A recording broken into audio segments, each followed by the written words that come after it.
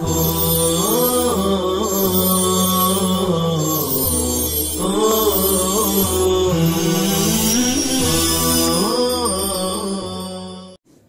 اللہ الرحمن الرحیم۔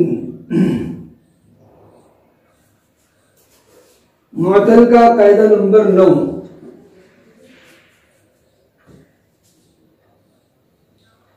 قال یقول سے قیل ماضی مجہول، باع یبیع سے بیع ماضی مجہول، اختار یختار سے اختیر ماضی مجہول، انقاد ینقاد سے انقید ماضی مجہول۔ یہ ماضی مجہول کے صیغے ہیں اور ان سب صیغوں میں عین کلمے میں واو یا یا ہے، چنانچہ قبل میں واو، بویع میں یا، اختیر میں یا اور انقبض میں واو۔ قیل اس کے اصل ہے قبل نصر کے وزن پر، بیع اس کے اصل ہے بویع ضرب کے وزن پر، اختیر اس کے اصل اختیر اجتنب کے وزن پر، انقبض انفطر کے وزن پر۔ قاعدہ کیا سمجھنا ہے ہمیں، غور سے سنیں۔ ماضی مجہول کے عین کلمے میں اگر واو یا ہو، چنانچہ ان چاروں صیغوں میں ہم دیکھ رہے ہیں ماضی مجہول کے صیغے ہیں، ان کے عین کلمہ میں واو ہے یا ہے، تو قاعدہ یہ ہے کہ واو اور یا سے جو پہلا حرف ہے ما قبل، اس کو ساکن کر دیتے ہیں اور واو اور یا کی حرکت ما قبل کو دیتے ہیں۔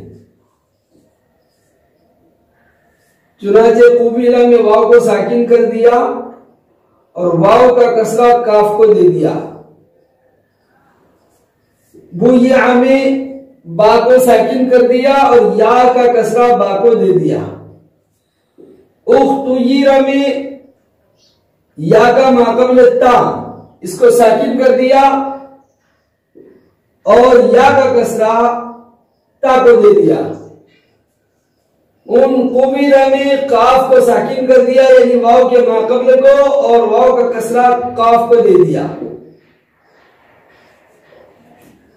اب واو کسرہ کے بعد آ گیا تو میعاد والا قاعدہ جاری ہوا۔ ہم نے پڑھا میعاد میں واو ساکن غیر مدغم بعد کسرہ آ جائے تو یا سے بدل جاتا ہے، تو ان صورتوں میں واو کسرہ کے بعد آ جانے کی وجہ سے واو کو یا سے بدل دیتے ہیں تو بن جاتا ہے قیل اور انقید۔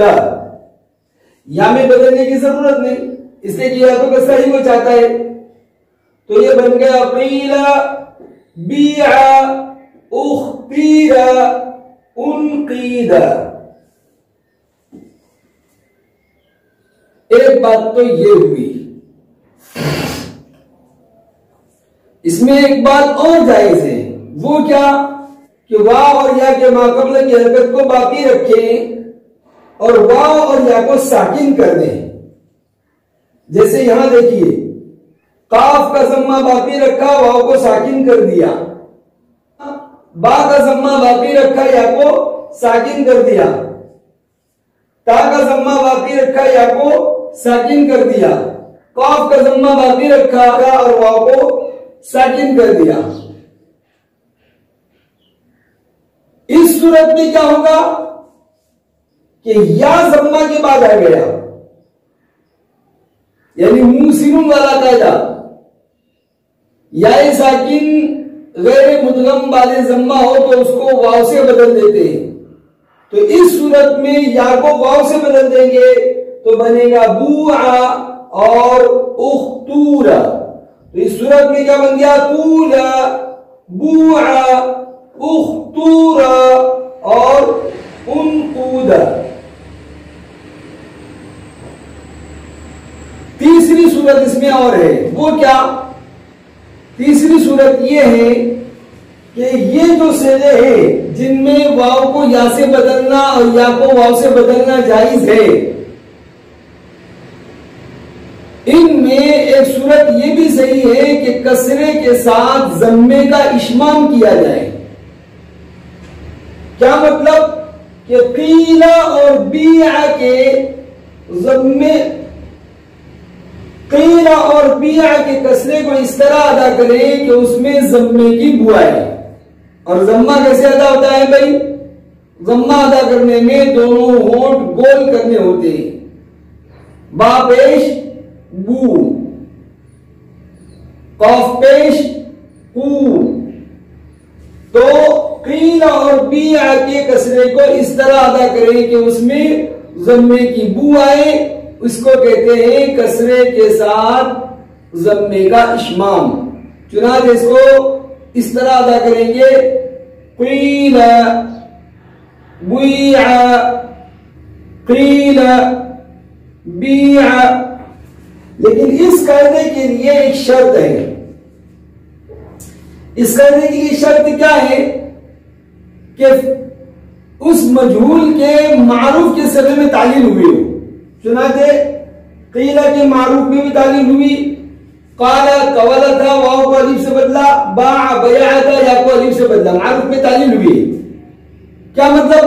کہ اگر مجہول معروف میں تعلیل نہیں ہوئی ہو تو مجہول میں پھر یہ چیزیں جاری نہیں ہوگی۔ چنانچہ اعتبار میں ہم نے دیکھا تھا کہ واو کو الف سے نہیں بدلا گیا، اعتبار تعاورہ کے معنی میں ہونے کی وجہ سے واو کو الف سے نہیں بدلا، تو اس کے مجہول میں بھی اعتبر میں یہ چیزیں جاری نہیں ہوگی، یعنی اس میں اس کو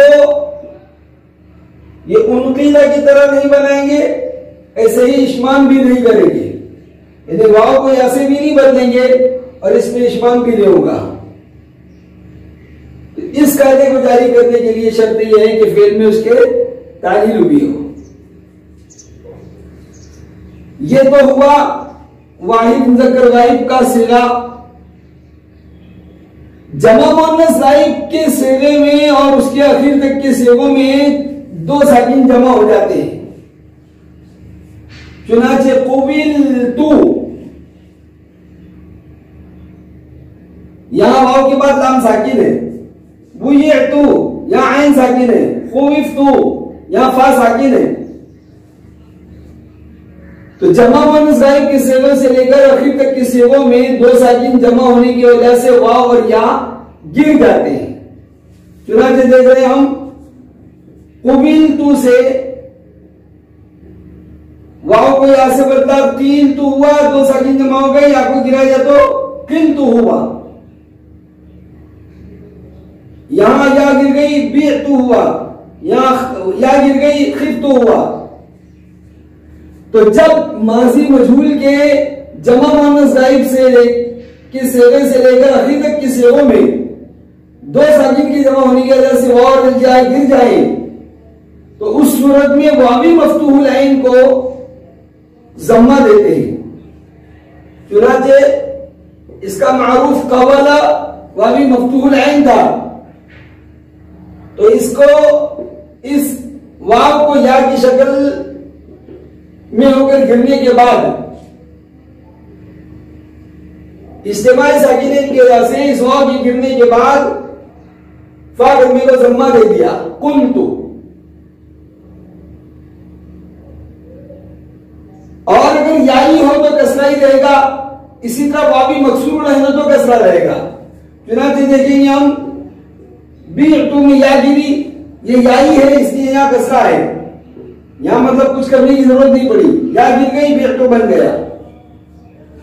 ایسے ہی خوفتو میں خویفہ معروف واوی مکسور العین ہے، تو اس کے مجہول میں جب اجتماعی ساکنین کی وجہ سے یا گر گئی، یہ واو بیچ کا واو اجتماعی ساکنین کی وجہ سے جب گر گیا تو فا کرنے کو کسرہ ہی ہے، خفتو واوی مکسور العین تھا یا کسرہ۔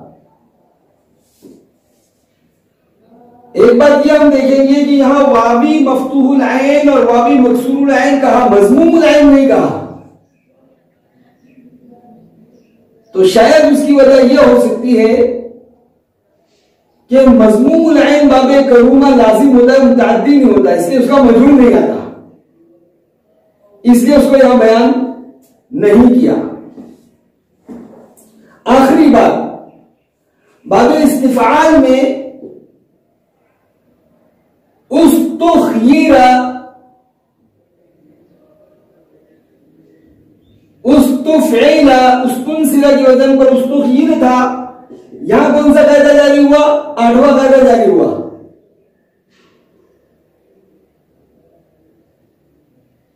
یقول اور یبیع والا کہ واو اور یا متحرک ما قبل ساکن ہو تو واو یا جردن ما قبل کو دیتے ہیں. چنانچہ یہاں یا متحرک ما قبل ساکن ہے تو یا کا کسرہ کہاں کو دیا تو بن گیا اختیر. مطلب یہ کہ یا سے ما قبل کو یہاں ساکن کرنے کی ضرورت نہیں پڑی ان کی طرح. تو اس باب استفعال میں چونکہ 8واں قاعدہ جاری ہوا ہے، اس قاعدے کی وجہ سے یہاں نقل حرکت نہیں ہوئی، اس لیے باب استفعال میں اشمام وغیرہ نہیں ہوگا. باب استفعال میں یہ قاعدہ جاری نہیں ہوگا.